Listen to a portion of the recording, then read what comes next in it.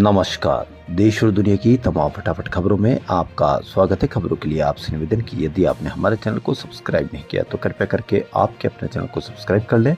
आप सब्सक्राइब करते हैं तो हमें हिम्मत होती है सही और सच्ची खबरें आप तक पहुंचाने की। वरना मीडिया में किस तरह की खबरें आपको पेश की जाती है यह आप भली भांति जानते हैं। राहुल गांधी का पटना दौरा था 15 जुलाई को, लेकिन जब दौरा हुआ या प्रस्तावित दौरा तारीख निश्चित की गई तो कहीं से भी कोई खबर नहीं आई होगी। लेकिन जब दौरा रद्द हो गया तो किस तरह से मीडिया पर आपको नेगेटिविटी के साथ दिखाया जाएगा यह आप भली भांति जानते हैं, क्योंकि मीडिया चाहता है कि आपके खून में उबाल रहे किसी के प्रति नेगेटिविटी के रूप में। तो क्या है आज की वो बड़ी खबरें। लोकसभा में विपक्ष के नेता राहुल गांधी का प्रस्तावित पटना दौरा फिलहाल रद्द कर दिया गया। 15 जुलाई को आयोजित होने वाला छात्र सम्मेलन अब नहीं होगा। भारतीय राष्ट्रीय कांग्रेस ने इसके पीछे बांकीपुर विधानसभा उपचुनाव के चलते लागू आचार संहिता को आधिकारिक वजह बताया है। कांग्रेस नेताओं का कहना है कि पटना में बांकीपुर विधानसभा क्षेत्र में उपचुनाव को लेकर आचार संहिता लागू है। ऐसे में बड़े राजनीतिक कार्यक्रम के आयोजन से चुनावी नियमों के उल्लंघन की आशंका थी। इसी वजह से राहुल गांधी का दौरा और छात्र सम्मेलन रद्द करने का फैसला लिया गया है। लेकिन मीडिया पर आपको और ही कुछ या और ही तरीके से बताया जाएगा। अमेरिकी राष्ट्रपति डोनाल्ड ट्रंप ने नाटो समिट के दौरान कहा कि ईरान के साथ हुआ सीज फायर समझौता अब खत्म हो चुका है और अब वह ईरान से कोई डील नहीं करना चाहते। ट्रंप ने कहा कि हमने पिछली रात ईरान पर जोरदार हमला किया, खतरनाक लोगों को निशाना बनाया, हर बार वे हमला करेंगे हम जवाब देंगे। उन्होंने कहा कि अमेरिका का लक्ष्य ईरान के परमाणु कार्यक्रम को खत्म करना है। ट्रंप ने नाटो पर भी नाराजगी जताई। उन्होंने कहा कि गठबंधन ने दुनिया के सबसे बड़े आतंक समर्थक देश ईरान के खिलाफ अमेरिका का साथ नहीं दिया। इससे पहले अमेरिकी सेंट्रल कमांड ने बताया था कि उसने ईरान के 80 से ज्यादा सैन्य ठिकानों पर एयर स्ट्राइक की है। अमेरिका के अनुसार ये कार्रवाई होर्मुज में जहाजों पर हुए हमले के जवाब में की गई है। अयोध्या राम मंदिर से कितनी खबरें, कैसे खबरें, किस तरह से छान छान के खबरें आपको पेश की जा रही है यह आप भली भांति जानते हैं। अयोध्या राम मंदिर चढ़ावा चोरी के 3 आरोपियों लव कुश मिश्रा, अनुकल्प मिश्रा और करुणेश पांडे को पुलिस ने 40 घंटे की रिमांड पर लिया है।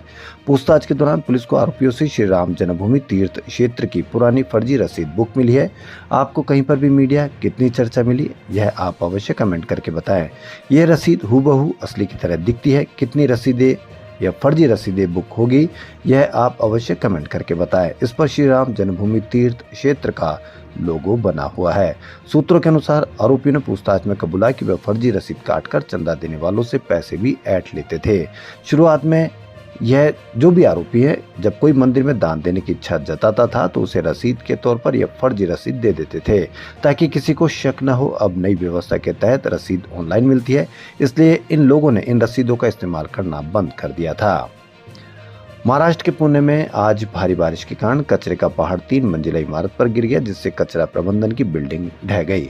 हादसे में 16 लोगों के मलबे दबने की आशंका है। रेस्क्यू ऑपरेशन जारी है। दिल्ली के रोहिणी में भी एक निर्माणाधीन बिल्डिंग गिर गई। पुणे के खंडाला में भारी बारिश के बीच लैंडस्लाइड से एक सिक्योरिटी गार्ड की मौत हो गई, जबकि उसका साथी अब भी लापता है।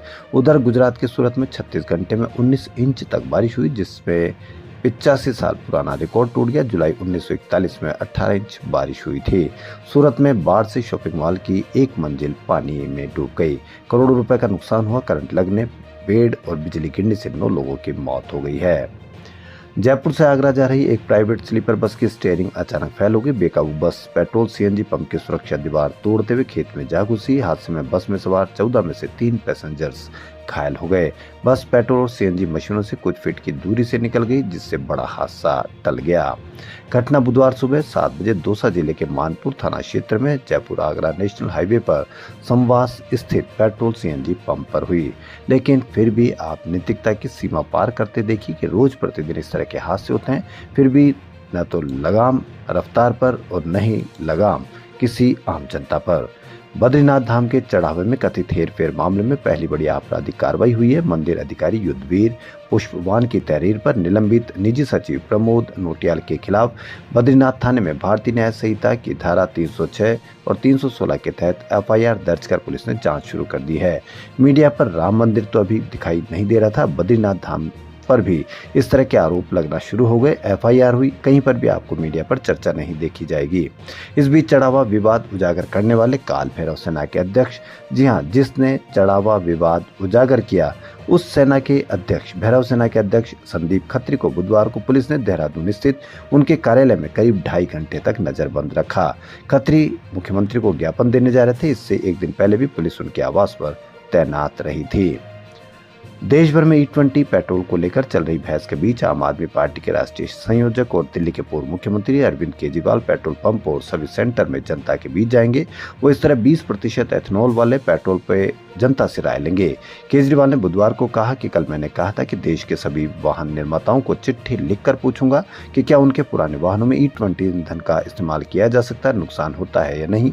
केजरीवाल ने कहा कि उन्होंने 3 कंपनियां मारुति, टोयोटा और हीरो को अलग से चिट्ठी लिखी है और 26 को अलग। इन तीनों ने सरकारी प्रेस कॉन्फ्रेंस में कहा था कि नुकसान नहीं होता, 3-4% ही माइलेज का नुकसान होता है। तो इनसे पूछो कि अगर किसी ग्राहक का 10 से 15% माइलेज घटता है या इंजन को नुकसान पहुंचता है तो उसे कवर करेंगे। बाकी 26 वाहन निर्माता कंपनियों से पूछा कि क्या आपकी गाड़ियों में E20 पेट्रोल से माइलेज या इंजन का नुकसान तो नहीं, अगर ऐसा होता है तो उनको कौन कंपनसेशन देगा।